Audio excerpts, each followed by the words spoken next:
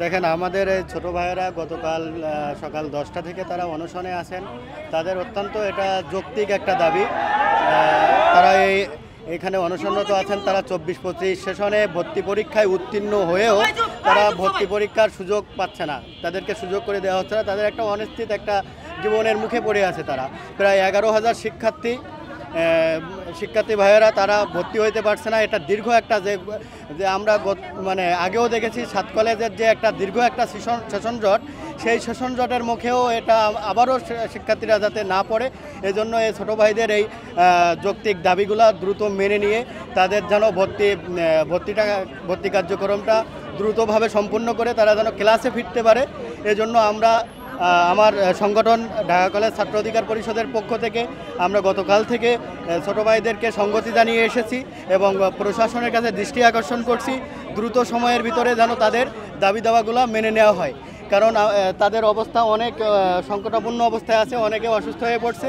গতকালকেও 3 জন অসুস্থ অবস্থায় হাসপাতালে ভর্তি ছিল, আজকেও অনেকের অবস্থা সংকটাপূর্ণ অবস্থায় আছে। আসলে এদের দায় কে নিবে? আমরা কার ওপরে বর্তাবো? কোন প্রশাসনের ওপর বর্তাবো? আমরা যে অবস্থায় আছি একটা অনিশ্চিত একটা প্রশাসন আমাদের, মানে কোন প্রশাসন আমাদের যে চালাচ্ছে এটাই আমরা বুঝতেছি না।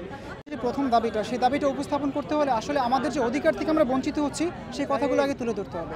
এর মধ্যে উল্লেখযোগ্য হচ্ছে, আপনি দেখবেন যারা 24-25 শিক্ষার্থী রয়েছে, বিশেষ করে আমার যারা সহপাঠী, আমি যাদেরকে দেখেছি তারা ইতিপূর্বে বিভিন্ন বিশ্ববিদ্যালয়ে ভর্তি হয়ে গিয়েছে, বিভিন্ন জায়গায় তাদের আপনার ফার্স্ট সেমিস্টার শেষ হয়ে গেছে। এমন অনেক শিক্ষার্থী আছে যারা আমার বন্ধু, তাদের 2 থেকে 3 মাস পর আপনার সেকেন্ড সেমিস্টার হবে। বাট যদি আমরা দেখি, আমরা আজ হচ্ছে আমাদের অধিকার থেকে বঞ্চিত। যেখানে আমাদেরকে ফার্স্ট থেকে সেকেন্ড সেমিস্টার শেষ হয়ে যাওয়ার কথা ছিল, আজ আমরা ক্লাসে বসতে পারি নাই। আমরা কেন আমাদের অধিকার থেকে বঞ্চিত থাকবো? আমাদেরকে প্রত্যাশা দেওয়া হয়েছিল, আমাদেরকে আশা দেওয়া হয়েছিল যে তোমরা প্রস্তাবিত ঢাকা কেন্দ্রীয় বিশ্ববিদ্যালয়ের অধীনে পরীক্ষা দিচ্ছ, তোমরা যদি এই পরীক্ষা উত্তীর্ণ হও তাহলে তোমরা একটা বিশ্ববিদ্যালয়ের শিক্ষার্থী হিসেবে গণ্য হবে। কিন্তু আজ আমরা সেই অধিকার থেকে বঞ্চিত। আজ আমাদের দিন চলে যাচ্ছে, সময় চলে যাচ্ছে, তারপরও আমরা আমাদের ক্লাসে গিয়ে বসতে পারছি না, বরং আমাদের রাজপথে সংগ্রাম করতে হচ্ছে নিজেদের অধিকার আদায়ের জন্য। আজকে যদি বলি যারা অন্তর্বর্তীকালীন প্রশাসনের দায়িত্বে রয়েছে, যদি আমি তাদের কথা বলতে চাই, তাহলে ইতিপূর্বে আপনি দেখবেন যে গত মাসের 13 তারিখ শিক্ষার্থীরা শান্তিপূর্ণভাবে প্রতিবাদ মিছিল করেছিল এবং তার বিনিময়ে তারা কি পেয়েছে? তার বিনিময়ে হচ্ছে শিক্ষা মন্ত্রণালয় এবং শিক্ষা প্রশাসন থেকে সান্ত্বনামূলক কিছু বাক্য ছাড়া কিছুই ছিল না। তারপর যদি আমরা দেখি গতকালকের কথা, গতকালকের আমার কিছু ভাই যারা হচ্ছে গিয়ে আপনার অনশন করতে, মানে এমনভাবে তারা অনশন করে ক্লান্ত হয়ে গিয়েছে যে এক পর্যায়ে তারা হচ্ছে আপনার হাসপাতালে ভর্তি হয়েছে। আজকে যারা আছেন এখানে আপনি দেখতে পারেন অনেকের আশঙ্কা হচ্ছে, অনেকের অবস্থায় হচ্ছে গুরুতর আশঙ্কাজনক। এই পরিস্থিতিতেও এখন অবধি কোনো অন্তর্বর্তীকালীন প্রশাসন, কোনো শিক্ষা মন্ত্রণালয়ের প্রতিনিধি আমাদের সাথে যোগাযোগ করেনি।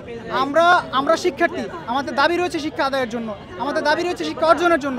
আর যতক্ষণ অবধি আমাদের শিক্ষার দাবি পূরণ হচ্ছে, ততক্ষণ অবধি আমরা রাজপথে অবস্থান করবো এবং দাবি পূরণের জন্য সর্বশক্তি দিয়ে চেষ্টা করবো ইনশাআল্লাহ।